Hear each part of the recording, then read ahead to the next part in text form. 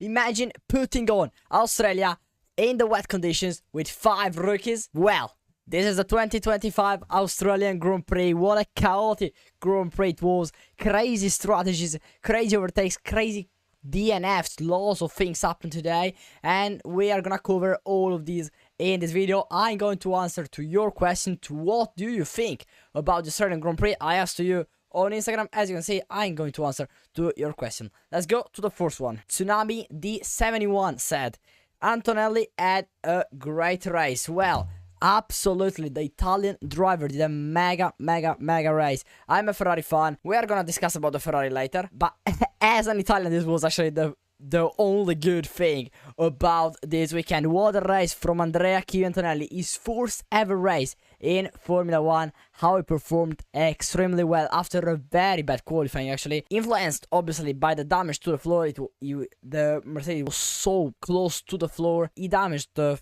floor yesterday in qualifying. And today he delivered such a mega comeback. He went from P16 all the way to P5 with that amazing overtake. I will put you probably on the screen with that amazing overtake on Alexander Albon. What a race for him. P4 at the line, then P5 for the unsafe release, but then P4 again because the penalty was removed. What a race, what a first race by the Italian driver. Lots of potential. He obviously needs still to get confidence with the car and to then go to the level as Russell, to the same level as Russell, but he already delivered a mega performance. In particular, I saw the confidence, as I said, in that overtake, for example. Lots of confidence from this driver. Next question from Bo. No comment. You are talking about the Ferrari, because I would say absolutely the same. It was a disaster weekend from the Ferrari, unfortunately.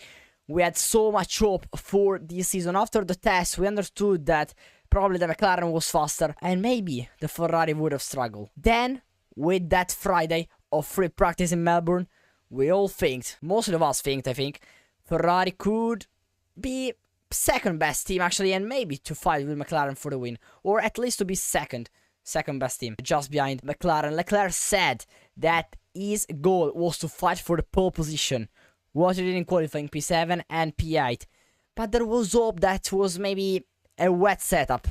Well, you saw the race in the wet, P8 and P10. Could the Ferrari do worse than qualifying? Seemed impossible. They did. We have to talk a lot about the Ferraris. They had to change the height of the car to not get a disqualification, obviously, for the plank and etc. We know the rules from the TD39 of 2020. They are so strict on this. They disqualified both Leclerc and Hamilton, but he was in Mercedes at that time in 2023 in the USA Grand Prix, and they probably think about this, and so that's why they probably put a much higher height. That obviously in these cars, in this new generation of car, that is the last year of this generation, but it's also so important because mostly of the downforce is generated by the floor, and if you go higher with the obviously you lose lots of tense.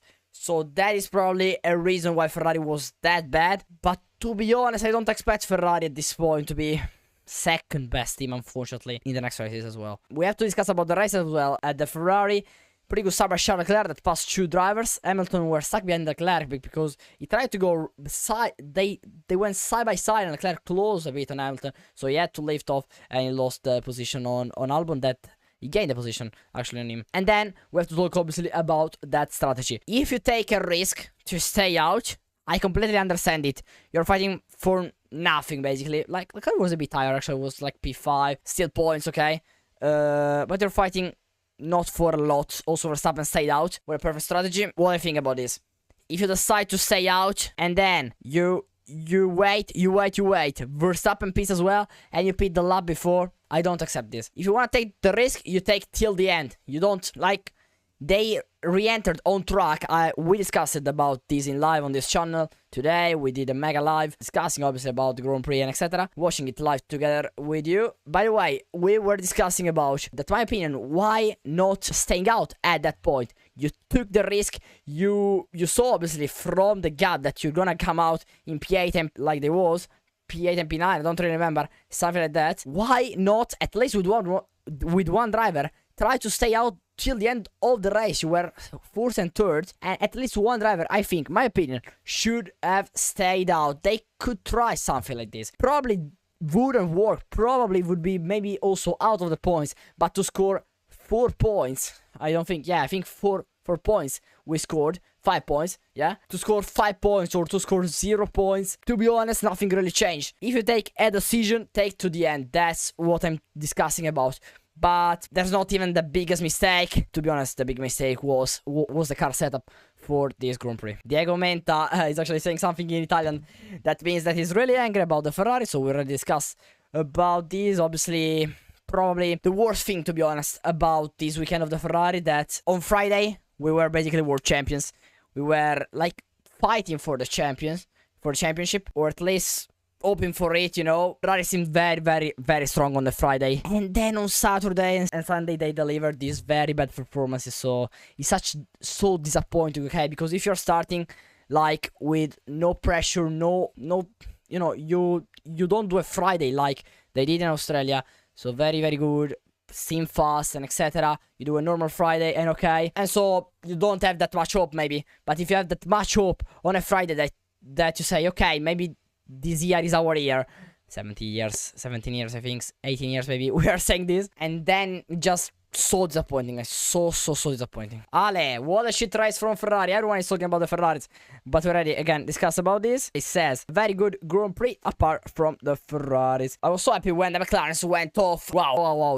Actually, pretty boring Grand Prix, if I can be completely honest. Like, there was the first part of the race, like the first 3 laps with lots of crashes, like 3, 4, 5 crashes. We have to discuss a lot about this. Let's start with Ajar, actually.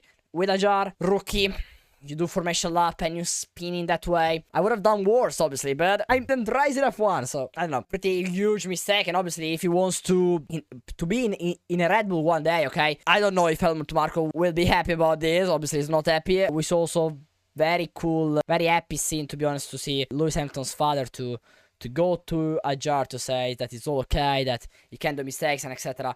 It was really pretty emotional scene. But yeah, rookie mistake, it happens, but it's kinda annoying when it happens in the formation lap. Then we saw Duan in the barriers at the first lap, as well as Sainz. Sainz also under safety car. An experienced driver that is in his probably best form in his F1 career, crashes into the barrier in the formation lap.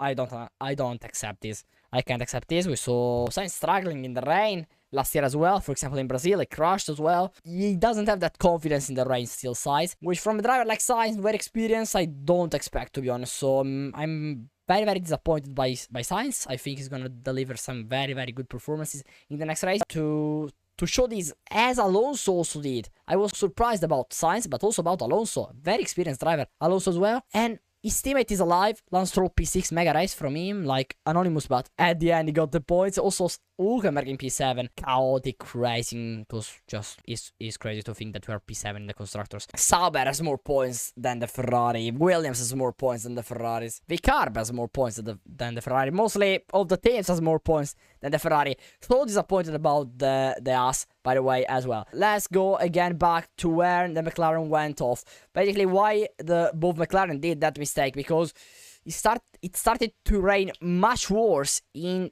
that fraction, okay, of the race. And obviously Norris and Piastri were the first 2 drivers, and they were pretty close between each other. They were the first driver to pass in that part of the track, so we understand why both of them did that mistake. Obviously, actually Norris didn't lose that much. Actually, was quite able to keep the car on track and to actually not losing a lot of time. Oscar Piastri, he overdrove probably there. He tried to lose as less time as he could, and he spun and he almost retired. Then he finished P9 with a good overtake at the last lap on Hamilton. But we hoped. I hoped for it, and I was pretty happy, you know, as a Ferrari fan, that McLaren went off. But yeah, what we can say, mega race from Verstappen. My God, finish P2 in that Red Bull is absolutely crazy. To put pressure on Lando. My God, my God. Talking about the rookies as well very quickly. Also Lawson tired. Bortoleto retired. I did a mega qualifying Bortoleto. What a qualifying did Bortoleto. P15 with a Sauber beating Nicole, but obviously the experience of Nicole Hülkenberg today paid off. We could understand. I understand rookies crashing at the first race if it's a race like this with pretty huge tricky conditions, so I completely understand it and forgive most of the drivers. Not really a jar, to be honest, because it is formation lap, obviously not Sainz and not Alonso. Like Alonso much more, because he like went on the curb and the car completely snapped, and Sainz, I don't know, he said that it was a torque in the engine, so we have to understand, obviously, but, you know, from the rookies, I expect it. The only rookie, like, 2 rookies finished the race, not really a rookie, Berman, that finished in P14 out of 15 drivers, I think, that finished the race. Penultimate or last, with a very bad ass, with a very bad ass. We didn't expect an ass that bad, but he is probably. Ferrari isn't performing, ass isn't performing. Makes sense, and it's pretty scary, The only, yeah.